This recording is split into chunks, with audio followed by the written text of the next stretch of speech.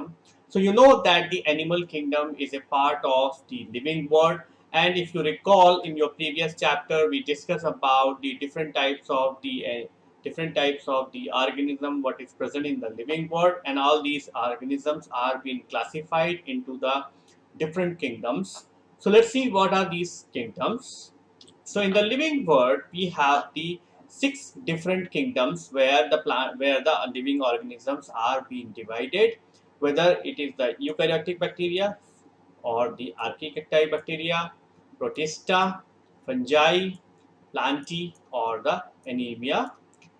So all these different organisms which are being part of that all these kingdoms are having their exclusive characteristics. For example, the eubacteria, which is a unicellular bacteria and the prokaryotic cell. Similarly, the archaebacteria, it is also the unicellular and it is a prokaryotic cell.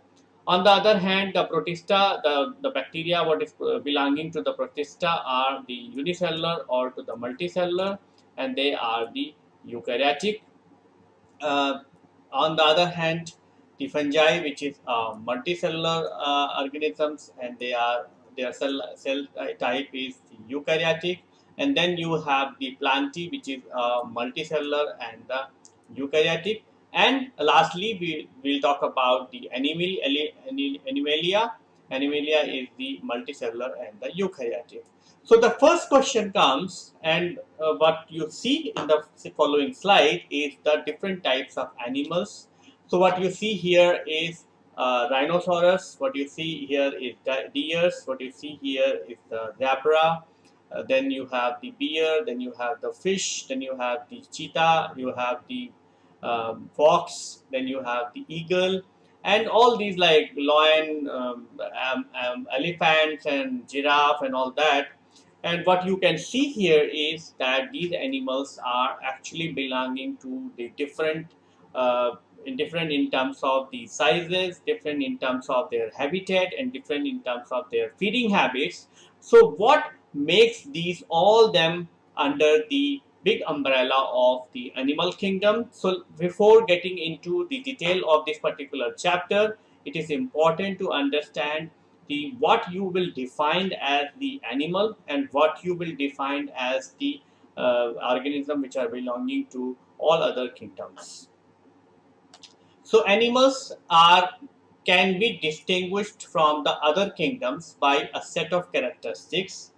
These characteristics are being provided by the Odris and the Odris, and these characteristics are the animals are multicellular. So that is the first characteristic, that the animals are multicellular. Then the animals are the heterotropic, which means they will obtain their energy by consuming the energy release substances. Apart from the heterotropic, you also have the another mode of taking the nutrition, that is called as the autotropic.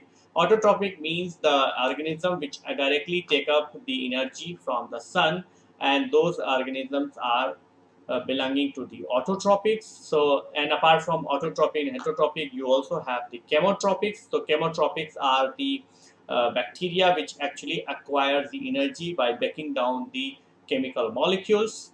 Autotropics, so animals are mostly being heterotropic, or almost all the animals are heterotropics.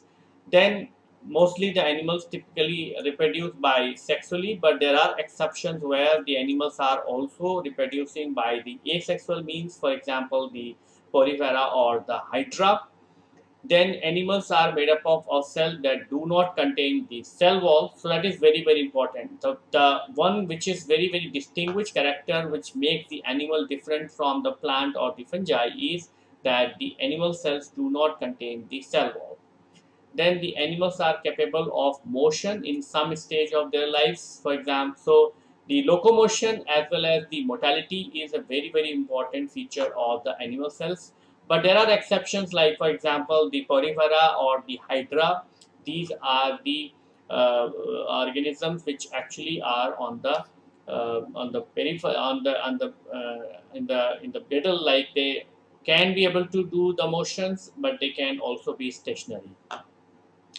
Then you have the animals which are being able to respond to the external stimuli. As a result, they have the nerve cells, they have the muscles, and they have the contractile tissues, or both. So the responding to the external stimuli is a very, very important and the characteristic feature of the animal kingdom. The plants do not respond to the external stimuli to the same way as the animals, because the plants respond to the external stimuli, but their responses are very different. They don't use the, or they don't have the nerve cells, muscles, or the contractile tissue, which means if the plant is going to receive the external stimuli, it is not going to show you any instant motion, whereas the animals are actually going to show you the motion or the reflex actions. Now, since the animals are having these characteristics, does not mean that the all animals are belonging to, or all animals are having the similar kind of properties. For example, so if you see the animals, you have the approximately 1.2 million different species, and all these different species are different in terms of their feeding habits, in their habitats, in terms of their cell type and nutrition.